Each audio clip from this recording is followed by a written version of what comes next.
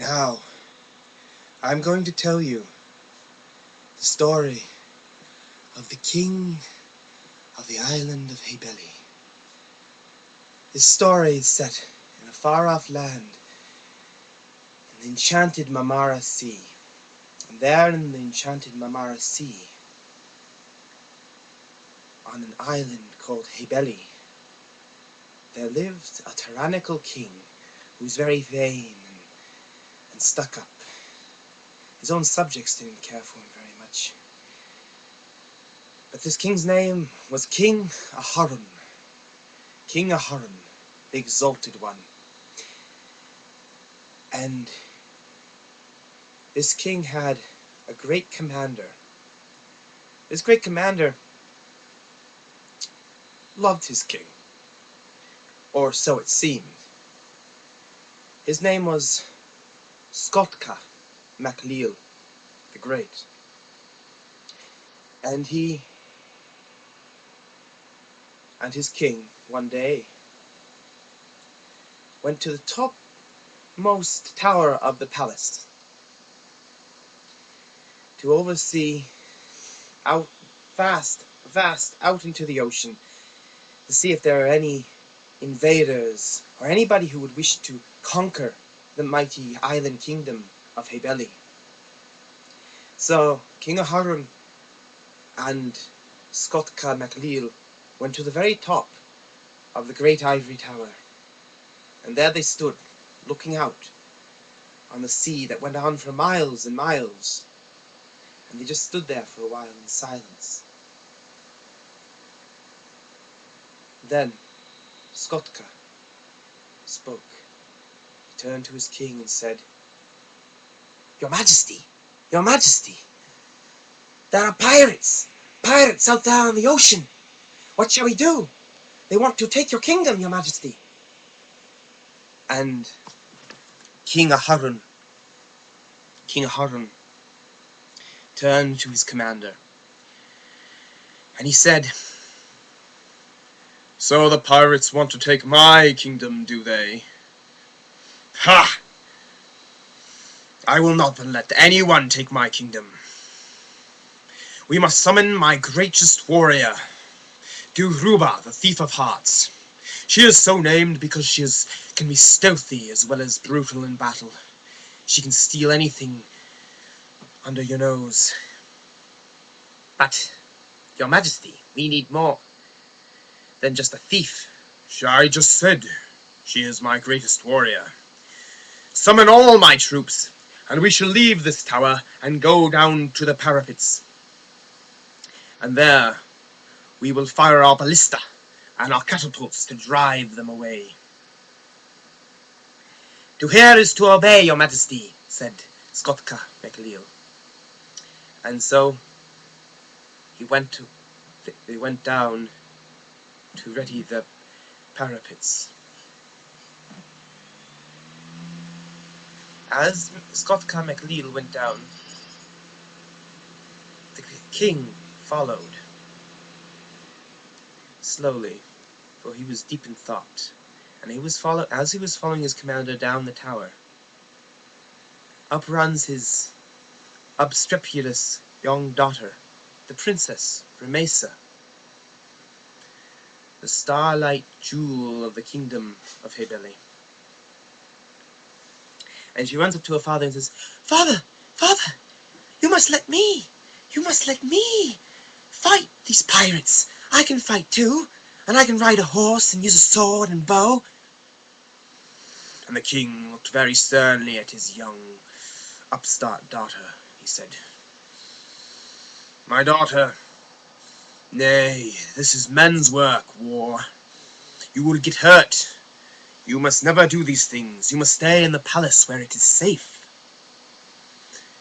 You must obey my words, daughter, please. Father, you're not fair. You're not fair. I want to get a chance to show glory and renown. No, you will obey my words. Now go. I hate you, Father. I hate you. And away she ran to her room.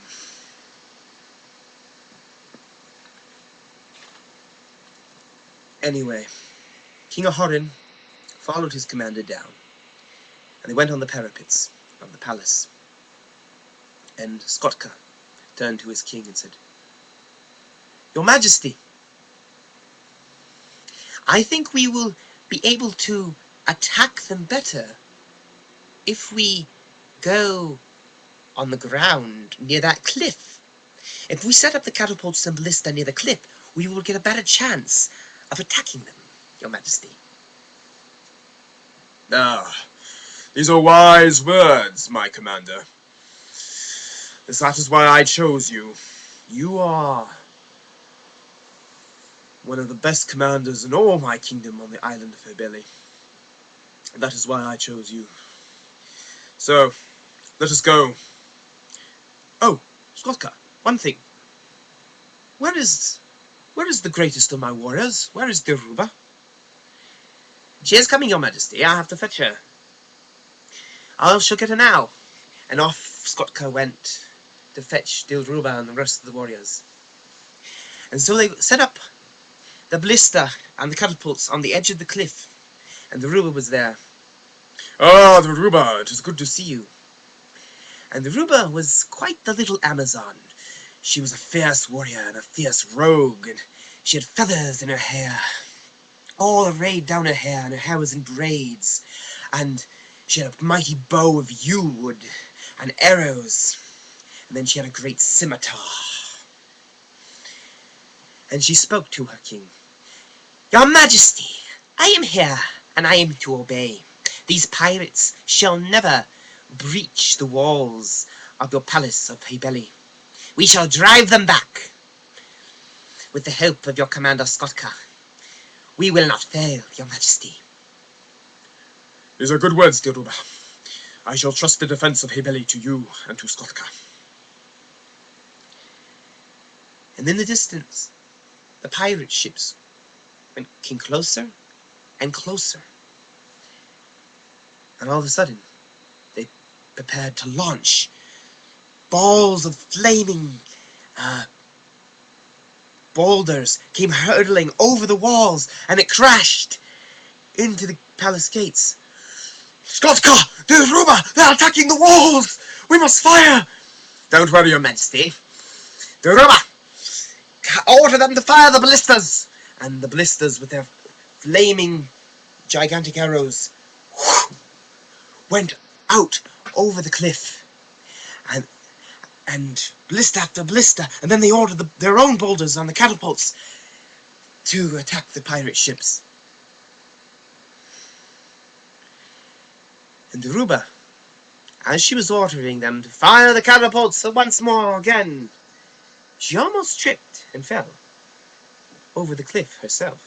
And many of the warriors, as they were firing the ballistas and the catapults at the pirate ships, they almost fell over, because Skotka had a flaw in his plan, you see. He thought that their catapults and ballistas would be able to reach the pirate ships closer if they set up on the cliff. But it was a danger, because as the men were scurrying back and forth to man the ballistas and catapults, the treacherous rock on the side of the cliff was very treacherous. So there came a voice. It was a woman's voice, and she yelled at Skotka. "Skotka! How many times have I told you? You should never set up on the cliffs. You should have kept the ballistas and catapults on the castle walls." "Oh, I'm sorry, Nuria, my love." It was his wife, and she was very upset. "Someone could get hurt."